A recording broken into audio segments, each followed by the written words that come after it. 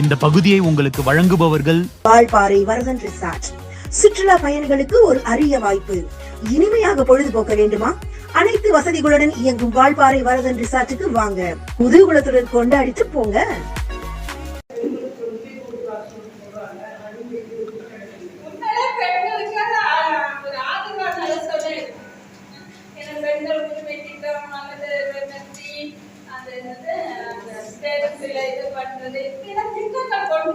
நல்ல திட்டங்கள்.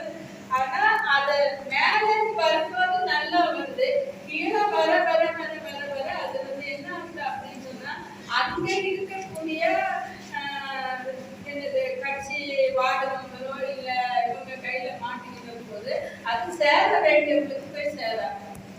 திட்டங்கள்ல இப்போ பெண்கள் வந்து பஸ்ல போறதுக்கு அப்படின்னா எல்லாரும் ஆச்சரியமா பாக்குறாங்க.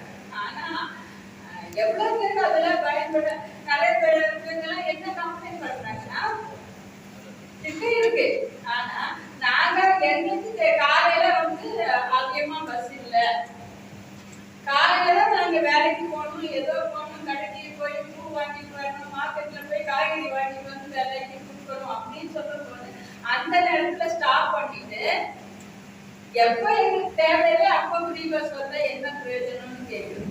அது நியாயமான கேள்வினா திட்டங்கள் இருந்தா அது சம்பந்தப்பட்ட பெண்களுக்கோ அது சம்பந்தப்பட்ட அந்த டார்கெட் குரூப்புக்கு வந்து உபயோக உள்ளதா திட்டம் இருக்கு. திட்டம் இல்லாம இல்லை, மற்ற இந்தியாவில் எந்த ஸ்டேட்டும் இல்லாத திட்டம்லாம் நம்ம தமிழ்நாட்டில் இருக்கு. மற்ற ஸ்டேட்டுகளை நம்மளுடைய தமிழ்நாடு ஒரு மாதிரியான ஒரு இதா இருக்கு. ஆனா அரசு வந்து திட்டங்களை கொண்டு வரும்போது அந்த திட்டம் சரியாக செயல்படுகிறதா என்பதை கண்காணிக்க ஒரு கண்காணிப்பு குழு இருக்கு.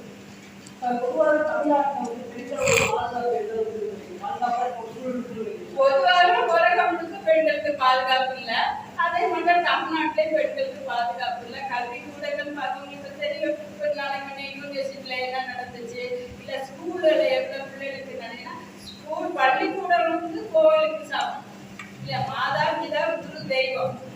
அந்த குருங்கிற ஸ்தானத்துல இருந்தா இன்னைக்கு நமக்கு பிரச்சனையே.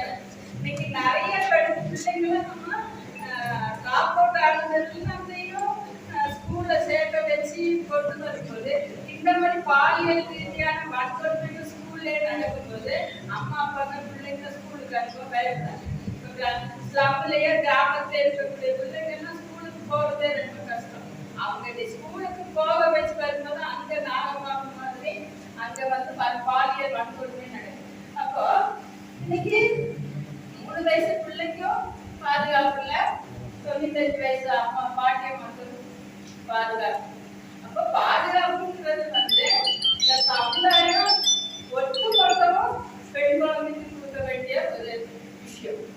அது அரசாங்கம், பொதுமக்கள் அனைத்து லெவல்லையும் நம்ம அதை வந்து கொண்டு வந்தாதான் முடியும். இன்னைக்கு கோவில போனா அங்க வன்முறை இருக்கு, சர்ச்சில் போனா அங்க வன்முறை இருக்கு, பப்ளிக்ல போனா இருக்கு.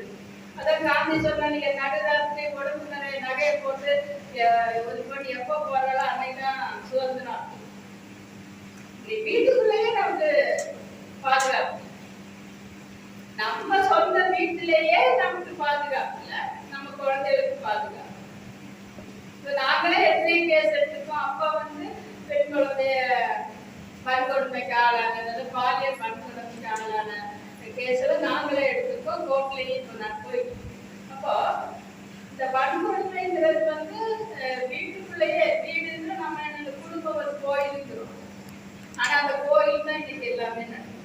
அப்போ பிள்ளைங்களுக்கு பாதுகாப்புங்கிறது வந்து அதுதான் நாங்க வந்து சின்ன பிள்ளைலையே ஸ்கூலெல்லாம் புதுசாச்சு பேக் வச்சு கொண்டு வரணும், பாடத்துல வந்து பாலியல் கல்வி கொண்டு வரணும் அப்படின்னு நிறைய கேம்பெயின் பண்றோம். அரசாங்கத்துக்கு கோரிக்கையில வைக்கிறோம். இயக்குனரா இருக்கிறார் இவங்க எல்லாம் மைத்ரி அப்படின்னோட தலைவர்.